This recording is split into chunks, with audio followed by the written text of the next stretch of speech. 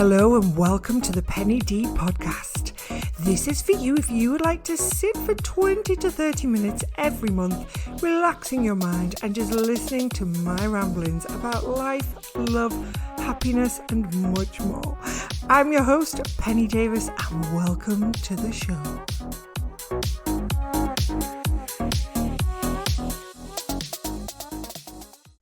Welcome to the show, Maryanne. Thank you for having me. It's great to be here. So, Maryanne, would you like to tell our listeners what it is you do? Sure. So I am a sleep consultant working with teenagers and adults who struggle with their sleep. I started back many years ago, initially helping families with their children's sleep problems. And more I found that people were asking me, adults were asking me about their own sleep problems. And then I decided that I would retrain as a certified sleep consultant for teenagers and adults. So that's what I specialize in now. Right, lovely. Thank you for that. And specifically, I would like to speak about midlife sleep, and particularly for women, but we can cover men as well. We have both listeners here. What is the main sleep issue that women in their midlife come to you with? So I love this topic. Primarily because I am a woman in midlife, knee deep in menopause myself, so it's highly relatable to me. And what I would also say is that just because I'm a sleep consultant doesn't mean that I am a perfect sleeper, and I say that in inverted commas. And the reason I mention it is that I think that's the first thing that I want listeners to think about, is that there is no such thing as perfect sleep. Sleep is a natural process, but we're not robots and it's not an exact science. So there isn't a situation that we all sleep perfectly every night. We all have ups and downs with our sleep, and especially in midlife, there's a lot going on with women with hormone changes, lots of what we call the sandwich generation, many of us with children with their own needs and maybe elderly parents as well. So there's a lot going on with us at this stage of our lives, and that obviously impacts on sleep. But I think it's really important to remember that we're not striving for perfection here. We're not looking for perfect sleep, whatever that looks like to you, and certainly not every night. Well, that is good to know, because I think many of us monitor our sleep on our wearable devices, and I've just started making sure I'm wearing mine overnight. And I feel the nagging about my deep sleep cycles, that I do lots of REM and, I'm not awake very much, but my deep sleep's never enough. And I'm really becoming a bit obsessed with it. Do you think that that's an example of the perfection chasing? I am so glad you brought that up, because I have a thing about sleep tracking. So first of all, it has got, in case you didn't know, it has got this very fancy title. The sort of obsession of sleep tracking is called orthosomnia. Oh, So it's I got its like own that. posh name. I've got it. But the reason I'm not a fan, so I think these wearables have a place, I do think, for what they were originally intended for, which was for fitness, for steps, all of that. And I worry quite a lot about this fad of sleep tracking. Maybe it's not a fad, it's become quite an obsession for a lot of Yeah. people.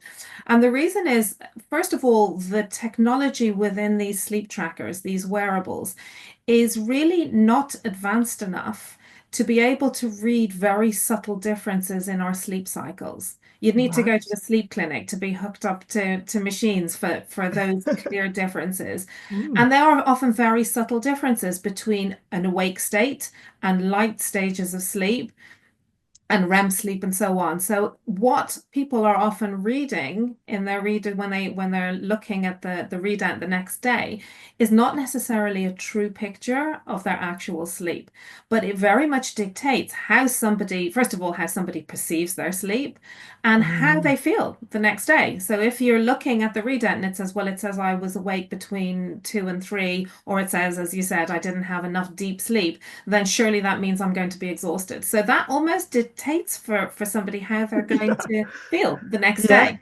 So absolutely. that's that. For that reason, I'm not a big fan in terms of sleep and assessing sleep. Right. That is really good to know because that's a new obsession of mine for the past month. And so what is a good way to get better sleep? If we want to know if we're sleeping well, there is the obvious things about how you feel the next day, but it's not always a good indication when your hormones are fluctuating or why you might not be sleeping. So where should we begin with it, Marianne? With trying to improve our sleep. Yeah. So, yes, I mean, obviously, with hormones and all that's going on with us, it isn't just a straightforward, did I sleep well? Have I got energy the next day? Although it's a factor, but it's not the only one. Um, a few things I would say. What we tend to do, and I am generalizing, but I would imagine for most women and many men, this is the case, is that we tend to keep going in our day. We go and go and go and go, and then we keep going all the way up until we get into bed. And we get into bed, and that is possibly the first time we've had to stop and to think and to contemplate and to just sort of process things. And then it's really no wonder that many people then struggle to get to sleep because that is the first moment you've given yourself to actually just stop in your day. So that's one of the first things I would say. Oh, I can really relate to that. As you were saying that, my head for our listeners was nodding frantically like a dog Right? because, yeah, Relatable. oh, so much. Yeah. Now, a word from our sponsor. Confidence is the best accessory at any age. Elevate yours with Skin Goal Skincare's expertise. Shop at skingoal.co.uk. Use the code podcast15. Enjoy. Now, back to the show. We just don't stop. And added to that, I'll just add on to that bit, is that we talk about for children all the time the importance of a bedtime routine, of having a wind down, a structured lead into bedtime that we can sort of help our children ease into sleep. We need that too. We as Mm, adults, we need that too. And actually, we don't really often do it. I would imagine that most people would say, yeah, I don't really have a proper wind down. I mm, just kind of keep going. I get into bed without any sort of lead up to sleep. And with that, we're kind of assuming we're going to jump into our night's sleep and get to sleep and stay asleep. But actually, we need to help ourselves and help our body, help our mind ease into our night's sleep to be able to, first of all, fall asleep more easily. And second of all, to be able to maintain sleep throughout the night as well and experience a restful, refreshing sleep.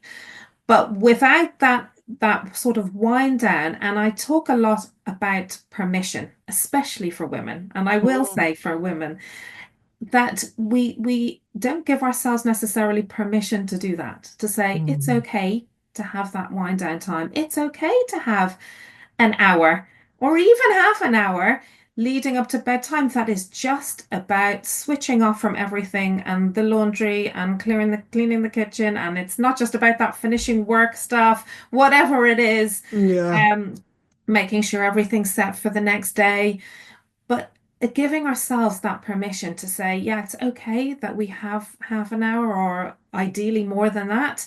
That is just about me and winding down and doing something relaxing to enable me to be able to just ease into my night's sleep more.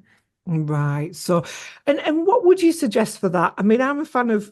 I do have an app on my phone that switches WhatsApp and Instagram and Facebook and Twitter and things off for me at 10 o'clock. Sometimes it's 9 o'clock, but it's gone back to 10 o'clock, I've got to say. And I find that really useful. However, I do, while I'm writing, I can stay up late. What would you recommend is a good activity to wind down with? So yeah, I mean it's that's a good question. People go, oh, well, I actually do.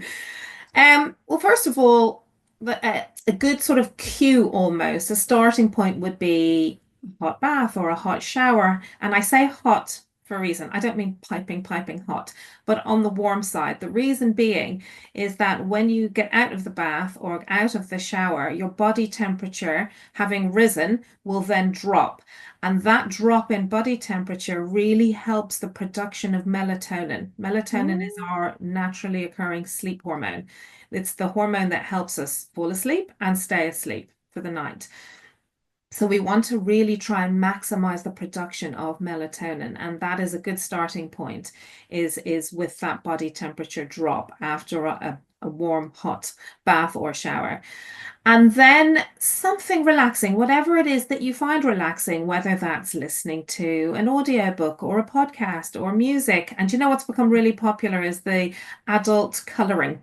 Oh, yeah, So that's yes. become really popular, or something like Sudoku or anything like that, but anything that you find relaxing.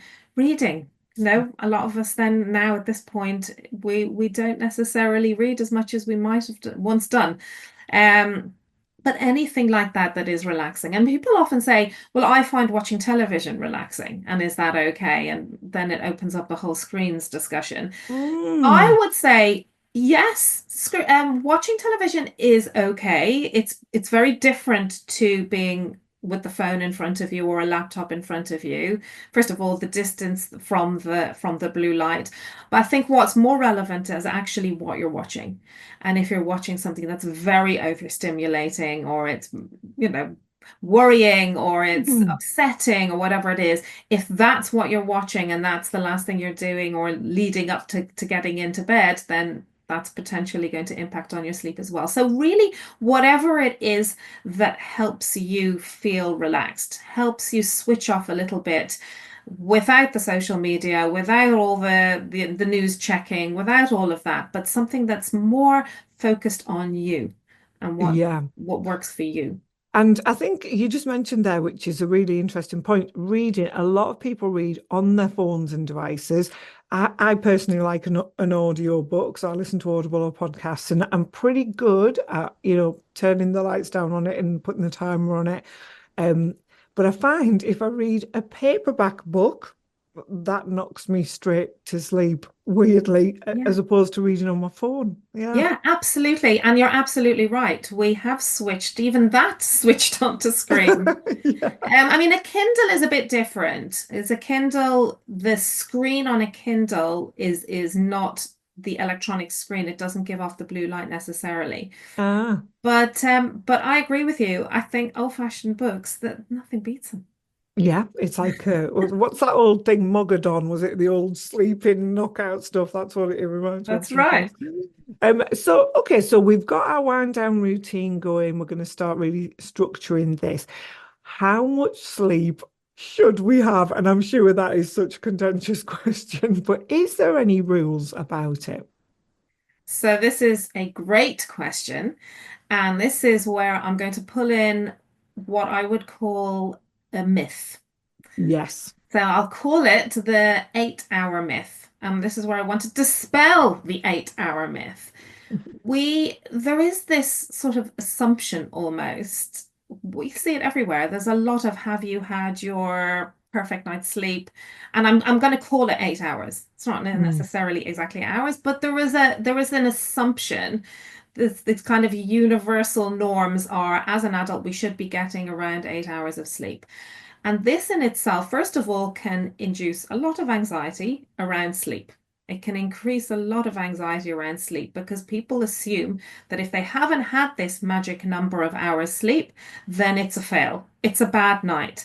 And that Mm. then dictates to them their perception of their sleep, but also how they feel. So there's this perception there. And the fact of the matter is that we are split into being long sleepers and short sleepers, morning larks, night owls. There isn't a one size fits all here. And I think we Mm. really need to be careful that we move away from this kind of assumption. It's a bit like saying that everybody should wear size 6 shoes or everybody should be 5'7". And it is the case that there isn't a one size fits all. And we need to really look at what's happening with ourselves and what our own individual sleep needs are rather than falling on this assumption that it has to be this number of hours. So some people will say, uh, I I function okay on 6 to 7 hours. I Mm. feel like I function well. I do what I need to do the next day, and I can manage to achieve what I need to achieve, and I'm only getting 6 to 7 hours of sleep. Whereas somebody else may say, I can only really function as well as I feel I need to on 8 to 9 hours.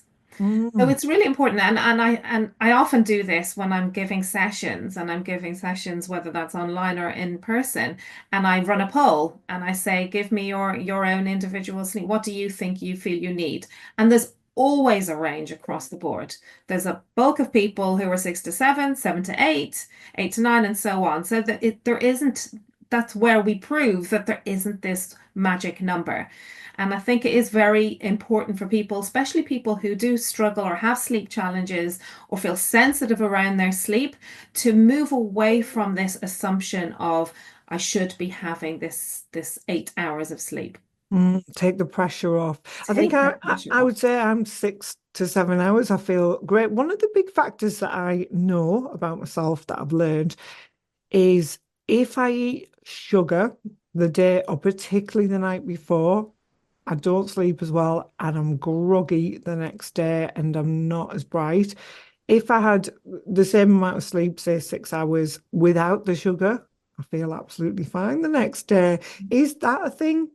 Yeah, and that's really interesting because there's blood sugar levels and spikes, and it sounds to me that you're quite sensitive to it, that you have that blood sugar level spike, and that will impact on your sleep. Not dissimilar from the way caffeine will impact potentially for some people. Some people say, "Oh, I can have caffeine just before I go to bed and I'm Yeah. fine." Whereas other people will be absolutely wired if they have a 2 o'clock in the afternoon caffeine. Me too. That is me. If I don't stop caffeine well before 12, I will feel it for sure. Mm. Absolutely. I think it's also important to just flag up here is how long caffeine actually stays in our system. And I think that some people don't realize that it's got a really long life. It's got a half-life, we'll call a half-life of up to 6 hours. So that means that any caffeine that you've taken in, potentially half of it still whirling around your system up to 6 hours later, which is a long time. Wow. And for Yeah. some people, that really affects them, like you've said, and for others, less so. Yeah, I'm just working that out.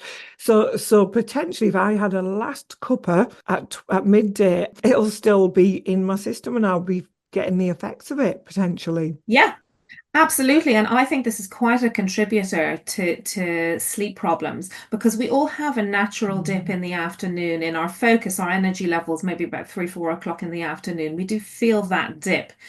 And that's where often people will reach for whether it's a coffee or the tea or whatever it is, the fizzy drinks to try and give themselves that boost to keep going for the rest of the afternoon.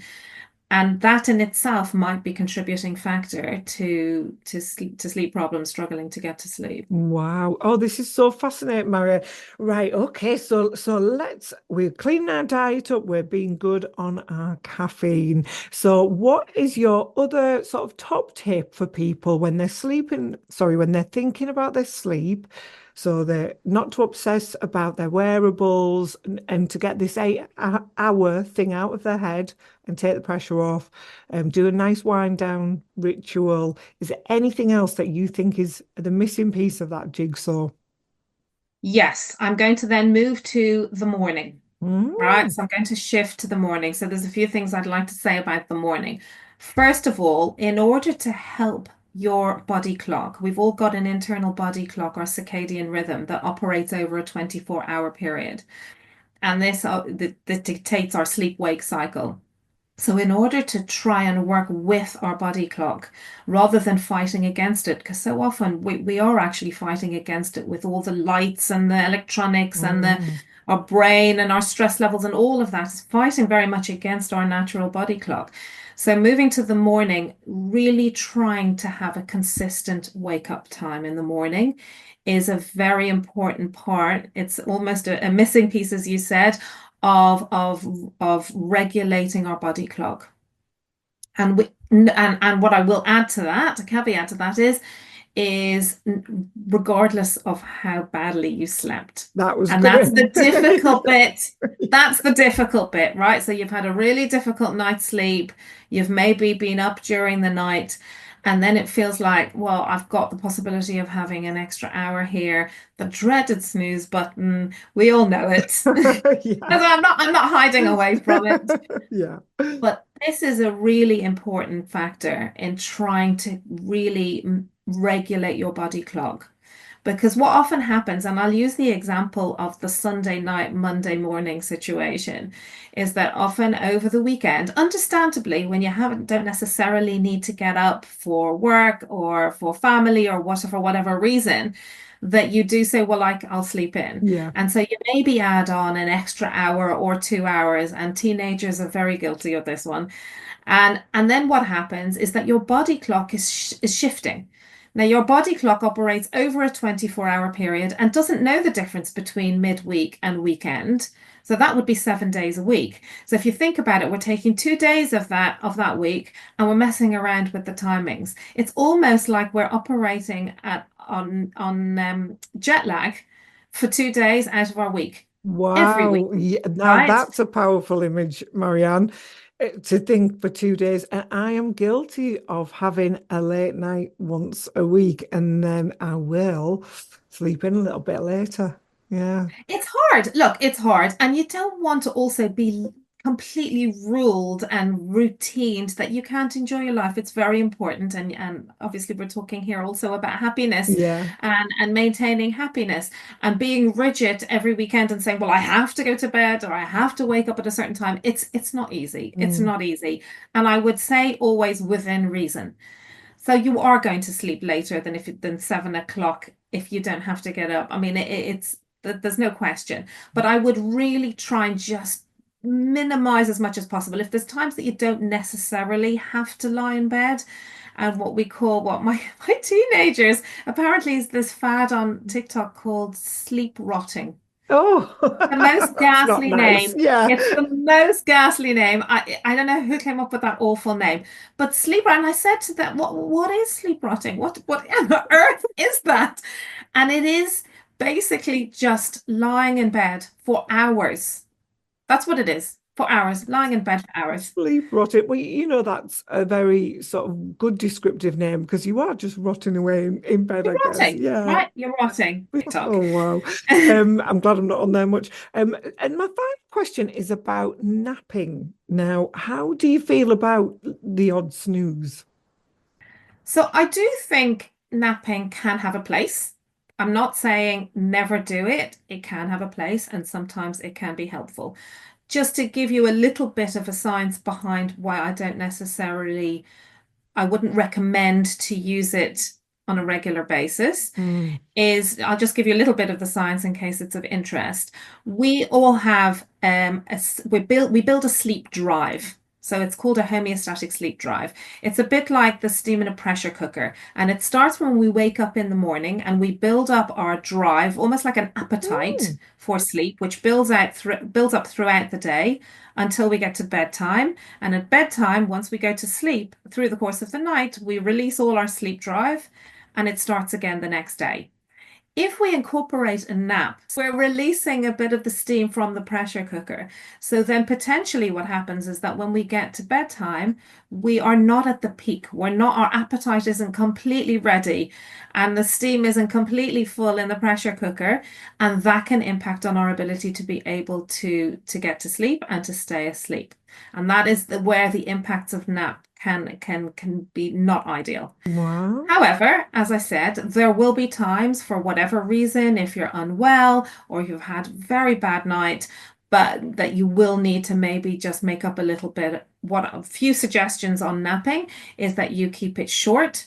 You avoid getting into the deep stage of a sleep cycle, so around 20 minutes maximum. So really be mindful of that and really try and keep it as early as possible so as not to interfere too much with the night's sleep. So ideally, sort of Mm. certainly before 2 o'clock. Right, that's really good to know. Yeah, because sometimes you do need to do it, and yeah, you find yourself sleeping and dreaming, and before you know it, you're in deep Yeah, sleep. Yeah, exactly. that's amazing. Oh, I could talk to you about this all day. It's so fascinating, Maryanne. Where can our listeners find out more about you?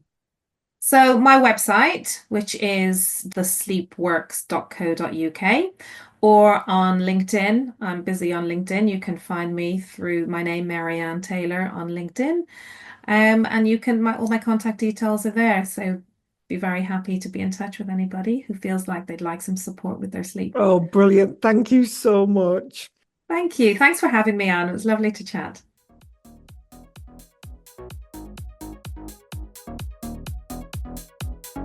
Thank you so much for joining me on today's episode. I've had a great time. I hope you've enjoyed it. And again, I would love to hear back from you. So all that leaves me is to say, have fun, be happy, and join me next time. Don't forget to hit subscribe for all of my episodes.